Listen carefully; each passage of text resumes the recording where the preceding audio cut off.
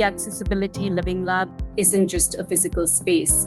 It's about sparking a movement to make technology, classrooms, and workplaces truly inclusive for everyone. This lab was designed to support the community that our foundation serves, and that is in the education space. So we are working with institutions that are supporting teachers and training them how to teach both about and with technologies. In an age where there just isn't a lot of focus on leveraging these amazing innovations and immersive learning technologies, the fact that Infosys Foundation USA is taking this on as an area of exploration is really, really impactful. As big as the disability population is, there's not a lot of advancement. It's pretty far behind. So Infosys's role and iCETS from an R&D perspective is substantial in advancing this market.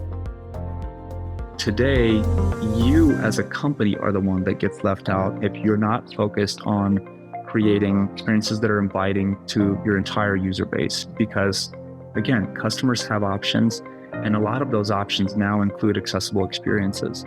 When we started building the Indianapolis Accessibility Living Lab, we knew this had to be a collective effort to make this vision a reality. We partnered with the Infosys Center for Emerging Technology Solutions, the iCETS team, who led the design. But we leaned on an incredible advisory committee of professors from University of Washington and University of Florida who brought lived experiences and fresh ideas into the process. Together, we've adapted the lab for US classrooms and communities, ensuring that accessibility and inclusion are at the heart of every design. We invited students with disability and neurodiversity into our InStep internship to be part of this journey. They were able to give advice about what would make sense in this lab. Disability does not care what your background is, which language you speak, how old you are. It can be acquired by anyone at any time in their life.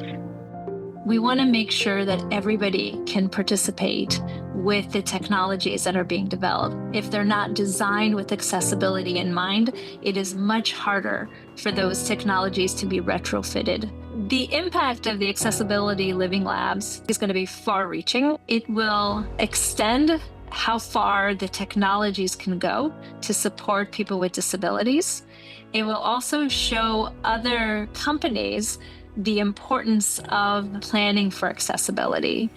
And finally, it stretches the imagination of what technologies can do for people with disabilities. In the Vision Lab, users get to see computer vision in action. They get to put on headsets of different VR and smart glasses. They get to see text-to-speech live translation with smart glasses. They actually get to play with some of the accessibility features on these advanced devices. In the Motor Lab, they get to put on a haptic feedback vest and do some wayfinding blindfolded and experiment with how this technology will advance in the future and how it impacts those with various disabilities. And finally, in the Neurodiversity Lab, users could experiment with Access Code, a platform we're building that helps those with disabilities from blind to neurodivergent to even deaf actually be able to code. What would be exciting is seeing the foundation as the center node, the convener of conversations that need to happen about how we can push forward in this age of AI. We have the ability to use the labs almost like a hook as a way to drive that kind of conversation that needs to happen. So if we can take the labs truly on the road that bring those relevant stakeholders together to push into the future of what adaptive and inclusive technology looks like, I will see this as a success. We build a better world when we build a more accessible world.